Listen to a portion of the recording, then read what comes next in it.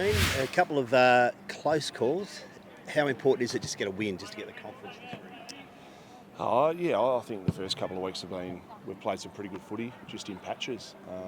Against two quality opposition, we get another very strong outfit again tomorrow. So, for us it's about making sure that we can play the footy we want, and the result will take care of itself. But we're under no illusion that Fremantle are a very tough team to beat, certainly here as well, and they're going to be ready for the fight. What are you expecting after their performance last week? Yeah, I think like any proud football organisation that they respond after a disappointing loss. So we expect them at their best, and what they do at their best is as good as anyone in the comp. So that's what we're preparing for. We understand that their work around the contest and clearance is a really strong area for success for them. So we've got to make sure that we match them in that. Tom McCartney staying at full forward, you're sticking with that plan? Yeah, I think, and like I've sort of said all the way along, that'll change week to week and in games. I think for us it's about making sure that we need what we need best for the team rather than any specific individual. And they've got some, obviously with Voss coming in as well, they've got some tools ahead of the ball, but they've also got a lot of tall defenders as well that we need to keep engaged. It'll be Shea Bolton's first game for Fremantle. It sounds like he might be more sort of heavily forward, given he's a little bit underdone. What's the plan for him?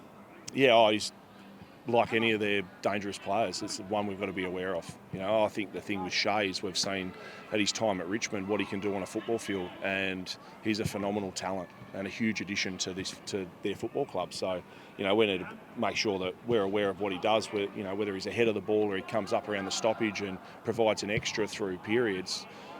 We haven't really seen a lot other than the Melbourne game when he played down there. So, that's what we'll go off. But understand he's very dangerous, as a lot of them in their team. James Jordan's been a weapon for you. Yep. Went to Jordan Clark last year. Yep. This year, more of a midfield role, perhaps a Sarong or a Brayshaw? I think that's the part with Fremantle is the ability for all those three names that you mentioned, and the drive that they all give him. And James is a player that you love coaching, because the ability to be able to play on players, whether they're in the midfield or ahead of the ball for a high half back. So we'll talk about that later on this afternoon when we have match committee about what we do and who specifically we go to, or do we just back in, let's go our team against theirs as well. Riley Vice showed some nice signs, albeit as the sub. Can you expect a full game? Yeah, so Riley will come in and play, which is really important. I think that's the start of the season.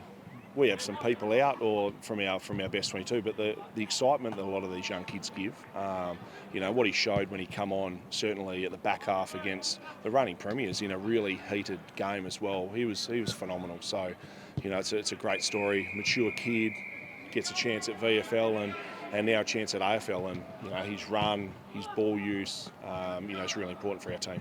It's a tough first 3 weeks for them. Yeah. Hawthorn, in Brisbane, and now here. Yeah, it is, and that's the nature of where we're at. We just, we've been in positions, certainly in the last quarters, where we've taken it up to both of those teams. So, we take a lot of confidence out of that. We understand, and at the start of the year, rated Fremantle really, really highly. And especially away from home, and on this home deck, they get a massive supporter base behind them, and we've got to make sure that we can try and quell that as quickly as possible. Luke Jackson looks to shoulder a lot of the Ruck responsibility. He's going to be up against Ruck.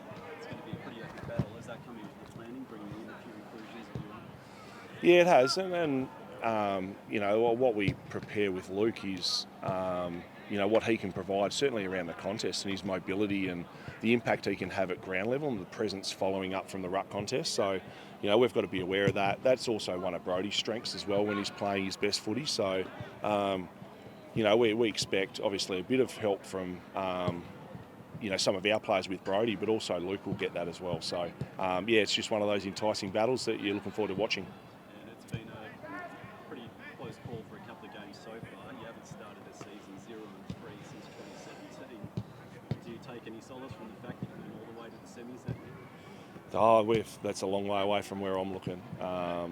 That's one thing that all our attention's been on, reviewing Brisbane and what we've done this week, and then turn it straight away Monday afternoon into Fremantle. So I don't look too far ahead. I can't at the minute. We've got to make sure that we can play our best footy to give ourselves the best chance.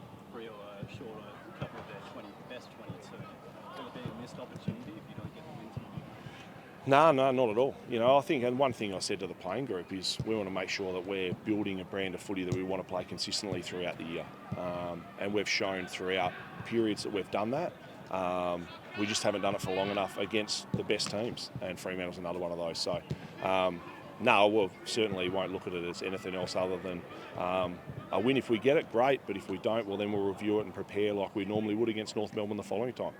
You are keeping an eye on Chad and just making sure he's got no rounds of golf or anything? A bit hot to play golf maybe this afternoon. So, no, I think, Chad is what Chad is. The situation is what it is. I've been around footy for long enough, and we have mature conversations with Chad, and he's enjoying his time. What he's doing at the minute, that's the best part. Is we need Chad to play really good football for this football club in the short term and hopefully the long term as well. You heard that some of his teammates might be growing in confidence that he'll stick around. Are you growing in confidence as well? I have constant chats with Chad all the way through, and one thing I can say is he's enjoying where the group's at. He loves his time at the footy club, and now it's a matter of it is a big decision. Well, we all understand that, and it's about he'll make it for a mature young man that he is. And time will tell. You had plenty of heated battles against Freo in your playing days. Do you, as a coach, hold a grudge at all?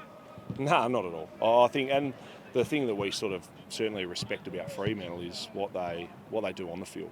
Is really impressive, and last week, well, a lot of clubs have that.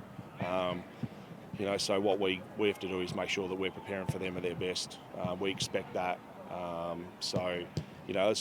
We've had some really good battles against them as a football club, the Swans, in the past couple of years. They beat us up in Sydney by a really tight margin. So, we expect this one to go to the wire as well.